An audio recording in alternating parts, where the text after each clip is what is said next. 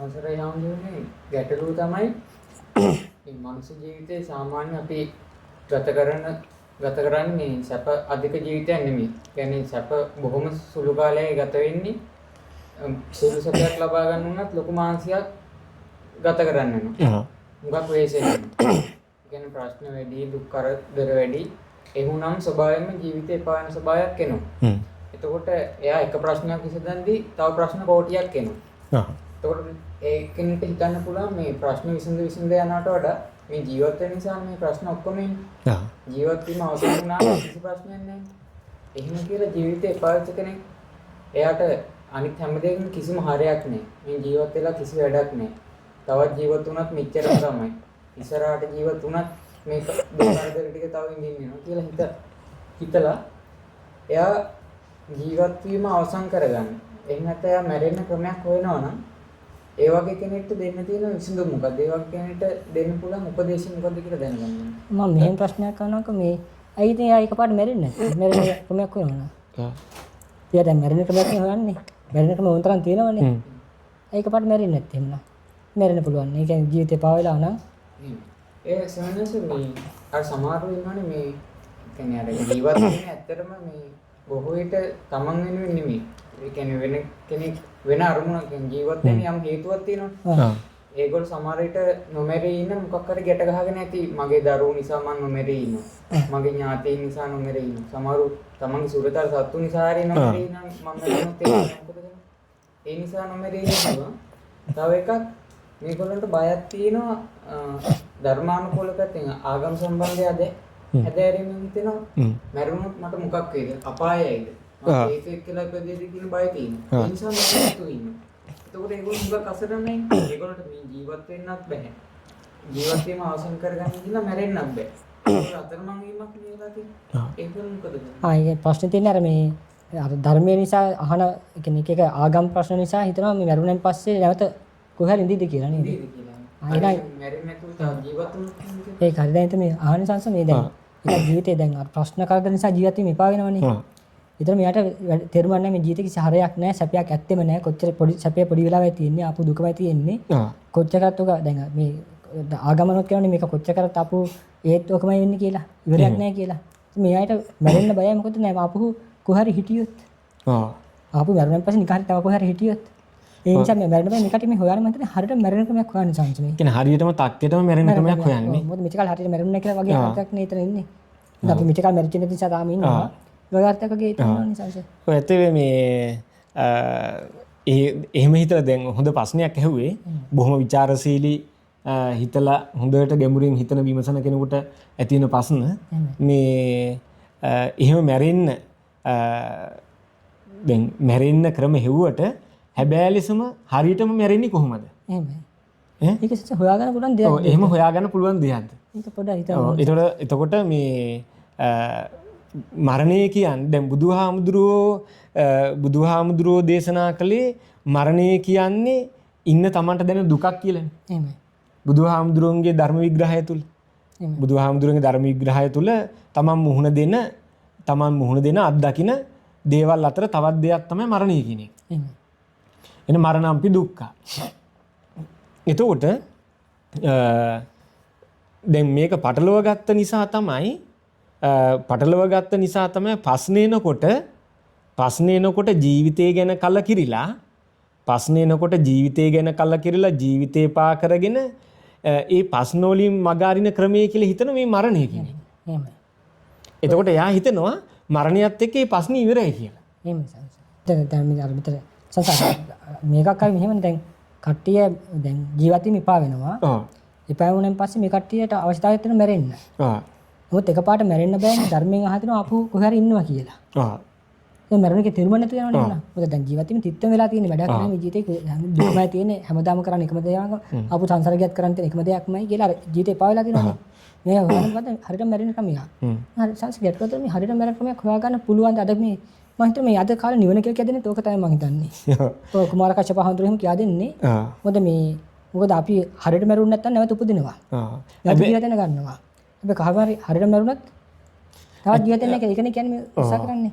එහෙම සංස් දැන් එයා කියන මරණයත් එක්ක Taman නැති වෙනව නම් මරණයත් එක්ක Taman නැති වෙනවා නම් ඒ ඔය සිවිදිවි හානි කරගන්නේ සාධාරණයි. එහෙම සංස. එහෙනම් ඒ කට්ටිය ගත්ත තීරණය හරි. හරි ඒක එහෙම සංස. එහෙනම් ඒ තීරණය හරියටම හරි. ඒ කියන්නේ මරණයත් එක්ක සම්පූර්ණයෙන්ම ඔහුගේ නැතිවීමක් නා.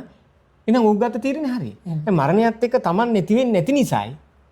මරණයත් එක්ක Taman නැති වෙන්නේ නැති නිසායි Tamanගේ ප්‍රශ්නේ විසඳෙන්නේ නැති නිසායි ඒ Taman ගත්ත තීරණේ වැරදි වෙන්නේ. එහෙම සංස. ඒ නිසා සිවිදිවි හානි කරගත්ත කියලා මරණයත් එක්ක Taman නැති වෙන්නෙත් නැහැ.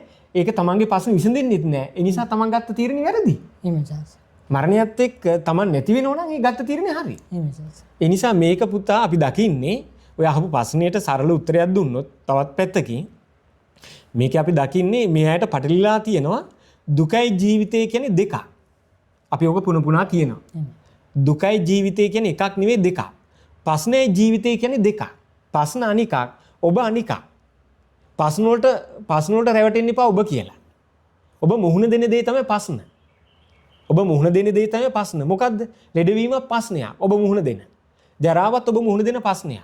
මරණයත් ඔබ මුහුණ දෙන ප්‍රශ්නයක්. ඔබ මුහුණ දෙන දේ එකක්, ඔබ අනිකක්. මේක දෙකක්. එතකොට අපි කරන්න ඕන මෙන්න මේ දැක්මට ඇවිල්ලා ඔබ මුහුණ දෙන දෙයට සාර්ථක ඔබ මුහුණ දෙන එකයි කරන්න ඕන. ඒකට ඔබ පලා යන එක නෙවෙයි කරන්න ඕන. ඒ නිසා අපි තුල දැක්මක් තියෙන්න ඕන. ඔබ අනිකක්, ඔබ මුහුණ දෙන දේ තව දෙයක්. දෙකක් මේක. ඒ නිසා හැමෝන්ටම අටලෝ දහමට මුහුණ දෙන්න වෙනවා. ඒ නිසා මේ ඒ ගැන මුහුණ දෙන දේ තමන්ට මුහුණ දෙන සිදුවීම්, ප්‍රශ්න, අත්දැකීම් මේ මුල් කරගෙන කවදාකවත් ජීවිතය ගැන කලකිරෙන්න හොඳ නැහැ. ජීවිතය ගැන යමෙක් කලකිරෙනෝ නම් කලකිරෙන්න අවවාද අනුශාසනා කරනෝ නම් ඒ ධර්මයක් නෙවෙයි. ඒක අධර්මයක්. ඔන්න ධර්මයේ අධර්මයේ නියටම තේරුම් ගන්න පුළුවන් තවත් පොයින්ට් එකක්. යම් කෙනෙක් ජීවිතේ පාවින බණ කියනෝ නම් ජීවිතය ගැන කලකිරෙන බණ කියනෝ නම් ජීවිතේ නැත්තට නැති කරගන්න කියලා කියනෝ නම් ඒ කියන්නේත් ඒ බොරුවක් කියන්නේ. කවදාකවත් එයා අත්දකලා පුනේ නැති එකක් කියන්නේ. ඒ නිසා එහෙම කියනොන ඒක ධර්මයක් නෙවෙයි. ඒක අධර්මයක්. අනිත් එක කියා දෙන්නත් බැහැ සංස මේ කාටවත් ඇත්තම මේ කියා දෙන්න පුළුවන් හරියට මරණ ක්‍රමයක්. දැන් අපි දැන් ඕන කෙනෙක් පිළිගන්නවා මේ අද කියන ආගම් වලට අනුව ගොඩක් ආගම් වලට පිළිගන්නවා මේ සංසාරේ ආපු කට්ටිය කියලා. ඉතින් අපි තාම මැරිලා නැහැනේ. අපි මිට කලින් මැරිලම ගියානේ දැන් ඉන්න විදියක් නැහැනේ. ඉන්න විදියක් නැහැ. එහෙනම් අපි එහෙම අපි තාම මැරිලම ගිහිල්ලා නැහැ. ඒකනේ තාමත් ඉන්නේ. ඉතින් එහෙම කට්ටිය ඒක පිළිගලාගෙන කියනවා හරියට මැරෙන ක්‍රමයක්. දැන් මෙහෙම මැරිම කියන එකට පිළිගන්න කට්ටියම කියනවා මෙන්න මෙහෙම ගියොත් නම් හරියට මැරෙනවා කියලා. සමහර එක සිහි බුද්ධිය තියෙන කෙනෙකුට කියන්න පුළුවන්ද? මෙන්න මෙහෙම ක්‍රමයක් නම් ඔයා මැරිලා ඉවරම මෙරා යනවා කියලා. කියන්නේ ජීවත් වෙන ගමන් තාම අතදහ බැලුවෙත් නැහැ. දන්නෙත් නැහැ. තාම ජීවත් වෙමින්ම ඉන්නේ. එයා කියන මෙන්න මේ මෙච්චර කල් නම් අපි මැරුන්නේ නැහැ. තාම මැරිලා ගියේ නැහැ. ඒක අපි තාම ඉන්නේ. මෙච්චර සංසාරේ මෙච්චර කල් අපි ආවෙත් ඒකමයි. මෙන්න මේක මේ අනුගමනය කරොත් නම් හරියටම මැරිලා යනවා. මම කියන්න පුළුවන් දෙයක් සංස එහෙනම් ඒක හරියට ලබුනෝරුවෙන් කියනෝද කොහෙදනේ? හරියට මැරෙන ක්‍රමය. අන්න හරි සංස. අද බුදුහාමුදුරු හොයාගත්තේ නැතිදී ලබුනෝරුවෙන් හොයාගෙන. කියනවා. අද බුදුහාමුදුරු හොයාගෙන නැහැ. ලබුනෝරුවෙන් හොයාගෙන හරියටම තක්කෙට මැරෙන විදිහ. එහෙම සංස. හරියට මැරෙන්න කැමතියි ලබුනෝරුවට. අද සංස එහෙම සංස. අද කියද නෝකනේ. අද කියන්නේ. ගැට්ටෝ සංස මේ ධර්මයේ කියලා කියද මේ හරියට මැරෙන ක්‍රමය. හරියට මැරෙන. මට ප්‍රශ්නේ සංස මෙයා මේ මැරෙනවා කියලා ඊට පස්සේ මැරුණාන් පස්සේ යා නැහැ කියලා. ඉතින් පස්සේ ඉවරයි කියලා දැනගත්තේ මෙයා මැරිලා අතදා බලලද? හරියට හරි. ඔන්න මැරිලා අතදා බලලා කිව්වනම් අන්න මම මැරුණා. ඇත්ත මම මේ කියන්නේ අත්දැකීමෙන්මයි අවබෝධයෙන්මයි මේක මගේ අත්දැකීම. මේක මම නිකන් පොතක තිබ්බ නිසාවක්වත් කාරුවක කිව්ව නිසාවක්වත් පරම්පරාවෙන් ආපු නිසාවක්වත් එහෙ නැත්නම් මේ තර්කයෙන් නිසාවක්වත් එහෙමනේ මම කියන්නේ මේක මම අත්දැකලා කියන්නේ. මම මැරුණා. මම දන්න මැරුණාන් පස්සේ මම ඉතින් පස්සේ හිටියේ නෑ. හිටියේ නෑ. අන්න එහෙම කියවනම් මේක හරි. හැබැයි මෙහෙම නෙවෙයි කියන්නේ සංසේ. නෑ කාටවත් මේ ජීවත් වෙමින් ඉන්න ගමන් කවදාවත් මැරිලම යන ක්‍රමයක් කියන්න බෑ සංසේ. කිසිම කෙනෙකුට කියන්න බෑ. එහෙනම් එහෙම එකක් කිසිම කෙනෙකුට කියන්න බෑ. කියනවා නම් හිතලුවක් විතරයි. එහෙමයි සංසේ. හිතලුවක් එක මානසික ලෙඩක්. එහෙමයි සංසේ. හරිද? ඒක කිසිම කෙනෙකුට ඉන්නකම් මේ ජීවත් වෙලා ඉන්නකම් කොහොමද මම මගේ නැතිවීමක් හොයාගත්ත කියලා කියන්නේ? එහෙමයි සංසේ. මේ ඉන්න ගමන් කියන. පටපල් බොරුවක් ජීවත් වෙමින් ඉන්න ගමන්. මේ හොඳට ඉන්න ගමන් අපිට මේ පෙනි ඉදි කියනෝ මම නැති වුණා. එහෙමයි. හරියට මම නැතිවීම හොයාගත්ත නම් ඒක හොයාගත්ත නම් ඔහුට කියන්නත් බෑ. කියනෝ නම් තාම හොයාගෙන නැහැ. එහෙමයි සංසේ. එහෙනම් මේක වෙන්න බැරි දෙයක් නේ සංසේ. වෙන්න බැරි දෙයක්. හොඳ පොයින්ට් එකක් සානස ගන්න. ඔන්න ගොඩක් අය විමසන්නේ නැති පොයින්ට් එකක්. සානස ලස්සන පොයින්ට් එකක් පෙන්වුවේ. හොඳ දහම් කරුණක් විමසලා විමසන්න පුළුවන් කෙනෙකුට මහා මාණික්කයක් වගේ. මහා වටිනා දෙයක් පෙන්වුවේ. කොහොමද කෙනෙක් මේ ඉන්න ගම ජීවත් වෙලා ඉන්න ගම කොහොමද කියන්නේ තමන්ගේ නැතිවීම? ඔව් මම මෙහෙම මැරුණත් නම් මෙන්න වේදනාවක් අනුගමනය කරලා මැරුණත් නම් මම පස්සේ නෑ. නෑ. මේ කට්ටිය කරන බරපතලම දැන් ඔය මහමෙවුනාවේ ලබුනෝරුවෙන් කරන්නේ බුදුහාමුදුරුවෝ ගාවගෙන බුදුහාමුදුරුවෝ ඒ වගේ බොරුවක් කිව්වා කියන. අන්න අර සංසය. දැන් එහෙම දෙයක් කියනකොට පට්ටපල් බොරුවක් නේ. එහෙම සංසය. බුදුහාමුදුරුවෝ තමයි හරියටම හොයාගත්තේ නැත්තට නැතිවිලා යන. මැරිලම යන විදිහ. මේක මැරෙනවා ඊට පස්සේ ඇත්තම නැහැ. නැත්තිම නෑ කිය. ඇත්තම නැහැ ඊට පස්සේ ඇත්තම නැහැ කියලා මේකට බොරුවක්. හරියට මැරෙන්න නම් හරියට මැරෙන්න නම් රහත් වෙන්න. අන්න අර සංසය. මෙච්චරක් අපි බොරුවට මැරිලා තියෙන්නේ. හරියට මැරෙනෝ නම් රහත් වෙන්න කියලා නේ කියන්නේ. ඒ සංසය. අද කියන්නේ ධර්මික කියන්නේ ධර්ම කියන්නේ ඕකනේ. ඔය ලබුනෝරු කියන්නේත් ඕකමයි. මහමුණා කියන්නේත් ඒකමයි. සමහරට මේ අපි ගත්තොත් මේ ගල්දුවේ නාවුවේ එහෙමයි නාවුනේ ඔය කියන්නේ ඕකමයි. මොකද හරියට මැරෙන ක්‍රම කියනවා. බුදුන් වැඩේ කියන්නේ මේ මෙයා ජීවත් වෙමින් ඉන්න ගමන් නිකන් මැරිලා බලපු වගේ කියනවා මෙහෙම මැරුණාට දාන්න. ඒ කට්ටිය නිකන් මරලා අත් දෙක කරුවන් අත් දෙකලා කියනවා වගේ තමයි කියන්නේ. එහෙමයි. මේකම ධර්මය සංසය. මේකම බොරුවක්. මේක තමයි බොරුව. නියම බොරුව මේක. මේක තමයි බොරුව. ඒක තමයි නියම බොරුව. අපිට පැහැදිලිවම කියන්න පුළුවන් කාටවත් කවදාකවත් හරියට මැරලා යන ක්‍රමයක් කියන්න බෑ. ඒක කිව්වනම් ඒක බොරුවක් කියලා. බොරුව. ඒක වෙන බැරි දෙයක්. ඒ නිසා කියන්න පුළුවන් මෙහෙම එකක් නම් කියන්න පුළුවන්. මෙන්න මෙහෙම ජීවිත වෙනකොට දුකක් නැතුව නම් ජීවිත වෙන්න පුළුවන්. දුකක් නැතුව ජීවත් වෙන්න පුළුවන්. අන්න ඒක අත්දැකීමක් නම් ඒක අත්දකින්න පුළුවන්. එහෙම කෙනෙක් කිව්වොත් ඒක සාධාරණයි. ඒක සාධාරණයි. ඒක දුක නැතුව ජීවත් වෙන දුක අනිකක් ඔබ අනිකක්නේ. ඒක දැන් අපිත් අඩු වැඩි වශයෙන් දුක නැතුව ජීවත් වෙච්ච අවස්ථා තියෙනවනේ. එහෙම අත්දැකීමක් ලබන්න පුළුවන්. තමන්ගේ නැතිවීම කොහොමද තමන් අත්දකින්නේ? එහෙම සංසය. දුකේ නැතිවීමත් කෙනෙකුට අත්දකින්න පුළුවන්. එහෙමයි. හරිද? ඒක අත්දැකලා කියන්න පුළුවන්. තමන්ගේ නැතිවීම තමන්ගේ මෙරීම කොහොමද තමන් දෙක ගන්න? එහෙමයි සංසය. තමන්ගේ මෙරීම තමන් දෙක ගන්නවා තමන් මැරිලි නේ? එහෙමයි. ඒක කියන්නත් බෑනේ. කියන්නම් බෑනේ. තමන් මැරෙන හැටි ජීවිත කරනට කියන්න බෑ. ජීවත් වෙන කෙනෙක්ට තමන් මැරෙම යන ක්‍රම කියන්න බෑ. කියන්න බෑ. ඒක කිව්වනම් එයා ජීවිත නෑ නේද? කියන්නේ ජීවිත නිදන්නේ නෑ නේ. ඕක තමයි සානාස මේක ඔන්න ඔතනත් ලොකුම බොරුව මේක. එහෙමයි සංසය. අද මේ බණ කියන අයගේ. බණ එක අපි මේ පැහැදිලිවම කියන්නේ අද මේ බණ කියන අයගේ ලොකුම බොරුව. මේ අය බණට කියන්නේ හරියට මැරෙන ක්‍රමය. එහෙමයි සංසය. නිවන පිටින් දාගෙන නිවන පිටින් දාගෙන මේක පටලවල මිනිස්සුන්ට කියනවා ඔයාලා හරියටම මැරෙන්න නම් මෙච්චර කාලයක් ආව හරියට මැරුන්නේ නැහැ. මේ අපි තමයි මේ හරියට මැරෙන ක්‍රමය කියන්නේ. හරියට මැරෙන ක්‍රමය අපි කියන්නේ මෙන්න මේ ක්‍රමයේ භාවිතා කළොත් හරියට මැරෙන ආයිත් උපදින්නේ. නැත්නම් මැරුණත් එහෙම මැරුණත් තමයි වඩා දුක නැත්තේ. එහෙම මැරුණොත් තමයි දුක නැත්තේ කියන්නේ. ඔයාට මෙච්චර කාල හරියට මැරිච්ච නැති නිසා තමයි මෙච්චර කාල දුක තියෙන්නේ. ඔයාට හරියට මැරුණත් ඔයාට දුක නැහැ. දුක නැහැ. මහා පට්ට බොරුවක් නේ කානිසංශ මේක. ඒක තමයි. එතකොට පට්ට බොරුවක්. එතකොට මේ කට්ටිය නම්